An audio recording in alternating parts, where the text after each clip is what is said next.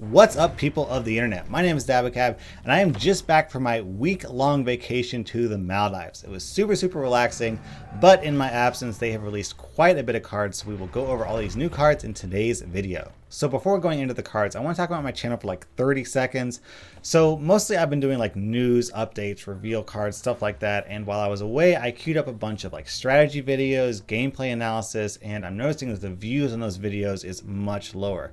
So I'm thinking maybe you guys prefer sort of like a news-based channel. Is that what the sort of content you want from me? Please let me know down in the comments. I really want to know what the people out there want to see. This is a new game. This is a new channel, so I'm kind of experimenting. So I'd really love to hear your feedback. Do you want me giving you news like card updates, patch notes, news from Valve, stuff like that? Do you want gameplay analysis? Do you want guides and strategies? Do you want meme joke videos where I test out crazy wacky effects? Let me know in the comments because I'd really love to know your thoughts. Plus, randomly, you guys want a beta key? Let's give you guys a beta key. Can you guys see this? There we go. There we go. Beta key. Good luck, whoever gets it first. I know one of you will be super fast and grab it. So good luck. Good luck. All right, anyways, let's get to the card. So first off, we have Assassin's Apprentice. This is a 2-cost black creep. The stats are 3/2 and it has an active 1 cooldown ability. Choose a combat target for Assassin's Apprentice. So the obvious appeal of this card is that you can put this sort of diagonally from the target that you want to kill and then use the ability to move that arrow to the left or the right and help you secure a kill. This is an excellent card for getting very early kills on heroes, which gives you a gold advantage, which you can double with payday and other gold gaining effects. And this can help you snowball by getting stronger items and dominating the early game and hopefully lead to dominating the late game as well. The issue with this card is that with just 2 health, it's going to be very vulnerable to melee creep. So you definitely want to put this down on empty slots where there just isn't a card across from it. So positioning and timing is going to be super important, but this does have potential because that extra +3 damage might be exactly what you need to take out that enemy hero. Next up is Blood Rage, a 5-cost black spell. This is actually the premier card of Bloodseeker. The effect reads, silence a unit this round, give that unit +4 attack this round. Now there's 2 possible scenarios for using this card. Using it on your own units versus using it on the enemy units. Now using it on your own units, you're basically giving one of your units +4 attack for 5 mana. So not really an amazing effect, to be totally honest with you. It's just way overcosted. But it's worth noting that the silence effect won't affect you that much. So first of all, if you use this on your own hero, you can just wait. So this is the last spell, last card you play on your turn. So at that point, it won't even matter that your unit is silenced. Secondly, if you use this on a creep, then it doesn't matter if your creep is silenced because they can't cast any cards anyways. So casting this on your own unit kind of doesn't really have that much of a downside except for the extreme cost. The other option is to use it on an opposing unit. Now obviously you don't want to use this on a creep because you're not going to benefit at all, but you can use this on an enemy hero to give them a silence effect. Of course you give them +4 attack as well, but if they're sitting in front of a melee creep or a hero that was going to die anyways, for example a phantom assassin at 2 health, then it's no big deal because that stuff was going to die anyway. So the +4 attack isn't really going to make that much of a difference. So overall this card has some uses. It's kind of flexible, but just generally speaking, 5 mana for this effect is pretty overcosted. It's clear that the benefits of Bloodseeker lie more in the card itself, in his ability, than in his premier card, because this premier card just not that great. Next up is Compel, a blue 3 mana spell. Choose a unit, choose a combat target for it, draw a card. Now, let me just say that this is a powerful effect. You can use this card to save your super vulnerable, squishy blue heroes from certain death. That'll help you avoid giving gold to your opponent in the early game. It can keep your blue heroes alive during critical turns so they can survive and cast those massive blue spells. And the best thing about this card is that it replaces itself. So this will help you filter through your deck to get those really powerful, heavy-hitting blue spells like Annihilation or Bolt of Damocles later on in the game so you can close out the match. Honestly, this is an incredibly powerful card, and I kind of envision this being an auto-include in most blue decks, maybe even a 3-of auto-include. There's just a lot of potential. There's not much wrong with this card. It does a lot of things right. Very, very powerful. Next up is Coordinated Assault, a 4-mana black spell. Modify a black hero with, after you play a black card, give this hero and its allied neighbors +2 attack this round. Now obviously this is very similar to Heartseeker's Aura. Both these cards are basically giving you +2 damage in some form or another in a cone in front of your black hero. Heartseeker Aura is piercing damage, so it will help wipe out the line in front of the black hero so they can smack the tower, whereas this just gives plus attack. Now, there's kind of pros and cons to using each. Obviously, as I said, with Heartseeker Aura, it's good at killing units and keeping your black hero alive, whereas this is good at stacking up tons and tons and tons of damage. The benefit from this is that you can stack multiple effects on the same hero, so you can get +6 attack for each black spell, then chain gun out a couple of black spells to give plus 12 plus 18 attack on your hero, plus 12 18 attack on the units to the side, and you're going to be doing a ton of damage. So this could potentially be a pretty solid win condition. The issue is obviously it's weak to blockers. All that attack isn't going to matter if there's just one measly melee creep in the way. Next up is Defensive Bloom. This is a 4-cost green spell. Summon 2 Roseleaf Walls. Roseleaf Walls are a 3-cost creep that are 0/8. So obviously these are very, very good at defending. Not really very good at doing anything else. Of course, green likes being defensive. Green wants to stall the game out, soak up as much damage as possible, and survive. So this card will potentially help you make it to the late game where you can start dropping those heavy hitting green spells like Thunderhide Pack. And also worth mentioning is that green is just so good at buffing units. You've got Bull Martyr, you've got Lycan, you've got Emissary of the Quorum, so any number of these cards, Mists of Avernus as well, will all give these walls plus attack, which will make them much beefier. So they've got potential. I mean, 4 mana for 16 health worth of blocking is insane. Give those guys attack, and you have a truly beastly defensive wall that the opponent is going to have a lot of trouble swinging through. The issue with this card, of course, is that soaking damage won't help you win the game. All it will do is help you not die for a turn or two longer.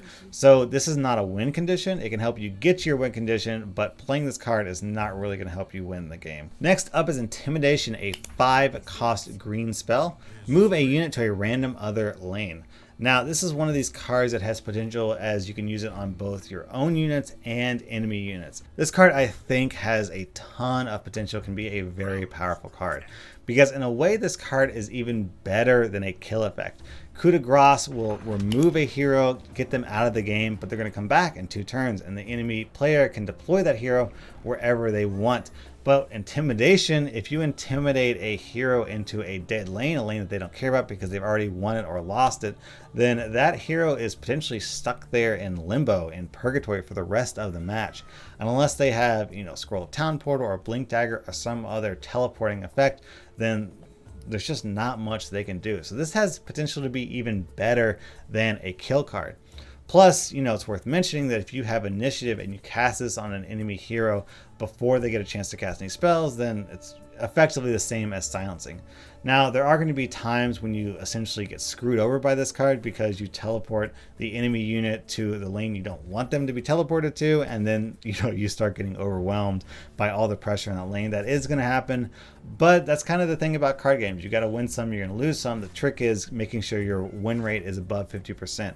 And can this card help you get above a 50% win rate? Yeah, I think it can. It's got a lot of potential.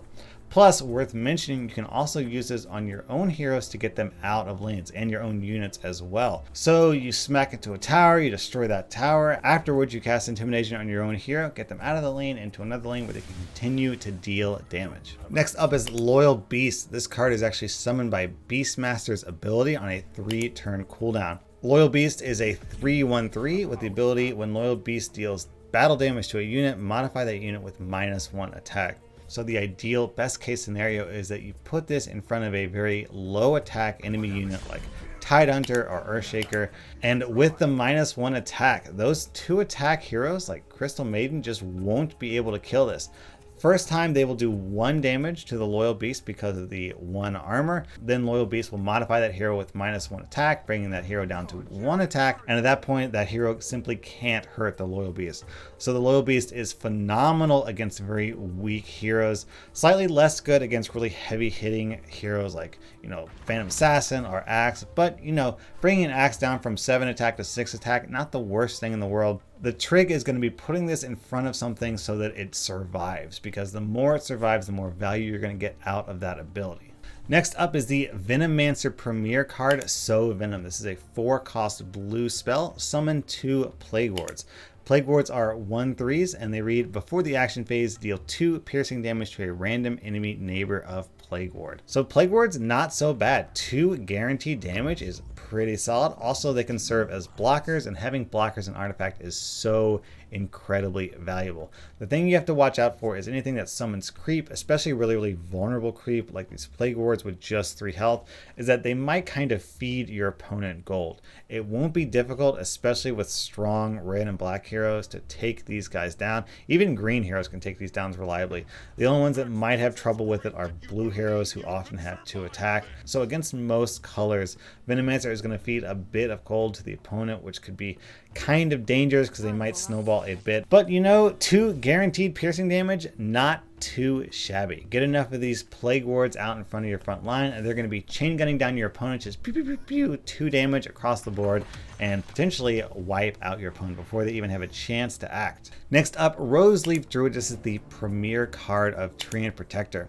Roseleaf Druid costs 4 mana. It's a 2/6, and your tower has +1 mana. The nice thing about this is that it's fairly flexible. You can just put this down in the side of your lane where it's nice and safe, not vulnerable to enemy heroes, and you give basically half a Celemene's favor for as long as it's alive. But alternatively, if you just need a body block, if you need someone to stop that melee creep, stop that hero, you can drop this down in front of that unit and block that damage. So it's got sort of like dual effects, which is kind of nice. So not a terrible card. Combine this with Celemene's Favor, and you can drop those huge heavy-hitting green cards like Thunderhide Pack or Thunderhide Alpha super early before your opponent has a chance of stopping. Next up, Roseleaf Rejuvenator. This is a 7 mana green creep with 7/7 stats, and the play effect is heal your tower for 7. Now, overall, I think this card probably isn't super strong, because defensive effects, like I said before, aren't going to win you the game. They're just going to make you not lose the game for another turn or 2. So are you better playing this, or are you better playing Thunderhide Pack? Personally, I think in most scenarios, you're probably better off playing Thunderhide Pack. That being said, being able to heal your towers is quite a powerful effect. You just don't see that effect. So this could be potentially pretty strong if your opponent overextends, puts a lot of resources into dealing damage to your tower, then their board gets wiped and you come in afterwards with this guy and heal up. So who knows, could be quite good. Next up is a new card that came out just today. Smash Their Defenses. This is a red spell. Condemn an improvement and draw a card. Not too bad. We haven't seen a lot of condemn improvement effects. I can see this sort of being teched into red decks, maybe 1 of or 2 of. I don't know if this will be a staple in red decks. It kind of depends on the meta. If improvements are very common, then obviously we can expect to see these sneak their way into red decks. But if they're rare, if improvements are rare, then obviously you won't see this card a lot.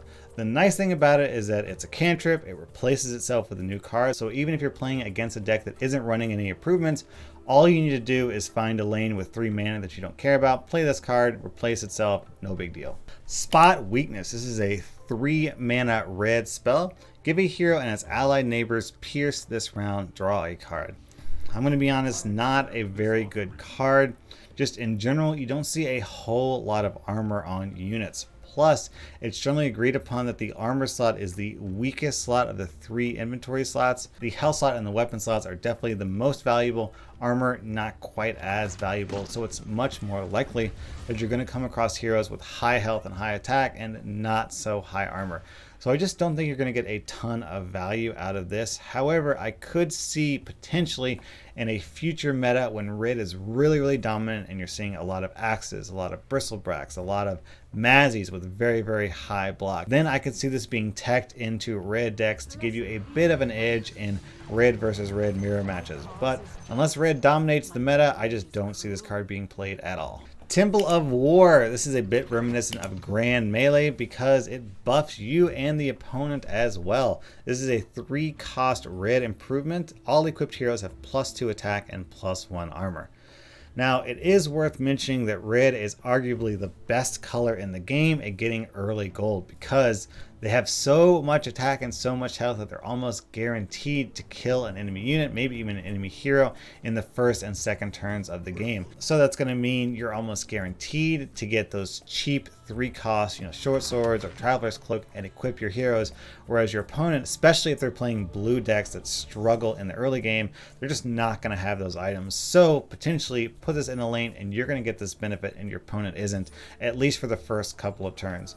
So I could see this having some value, but in general, why play a card that helps your opponent? You know what I mean? You're just better off playing a card that buffs exclusively you instead. So I don't think this card's going to get a whole lot of play, but we'll see. The Cover of Night. Poor Enchantress. Looks like she's having a bad day here. This is a 7-cost black spell. Move an allied black hero to another lane, give that hero +4 attack and +7 siege until the end of the next combat phase. Now, you can cast this on any lane, so you can move your hero out of your current lane into a future lane, or you can pull a hero out of another lane into your current lane. So super flexible. Any card that teleports your hero is sort of powerful in its own right, just because teleportation is a pretty useful effect.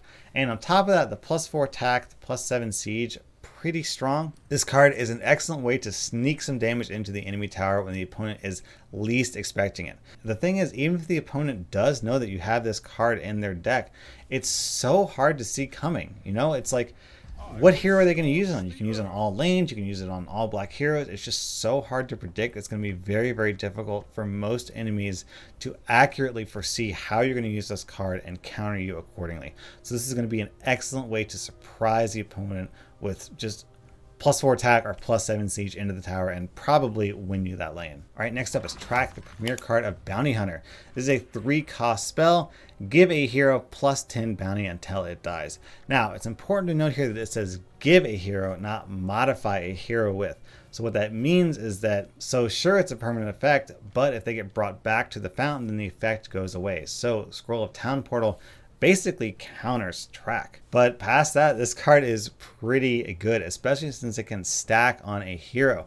Put this on a hero, kill them in turn 1, turn 2, and you're looking at a sizable gold advantage. It's also worth pointing out that this is in addition to the base bounty. So a hero with Track on it is going to be looking at a 15 gold bounty, which is just nuts. That's more than half of the way to those huge heavy hitting items like Apotheosis Blade or Horn of the Alpha. So I could see lane 1 Track, you get the kill for +15 gold.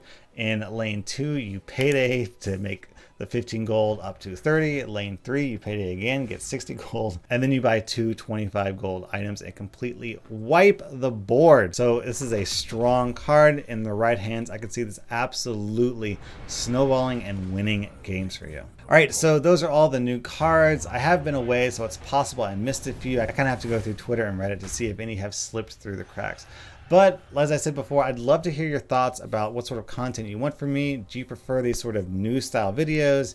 Do you want strategy? Do you want gameplay analysis? Do you want tips and tricks? Do you want dumb meme joke videos? Like, let me know. I'd love to hear what sort of content you want so I can give it to you. Thank you so much for watching. Dabacab out.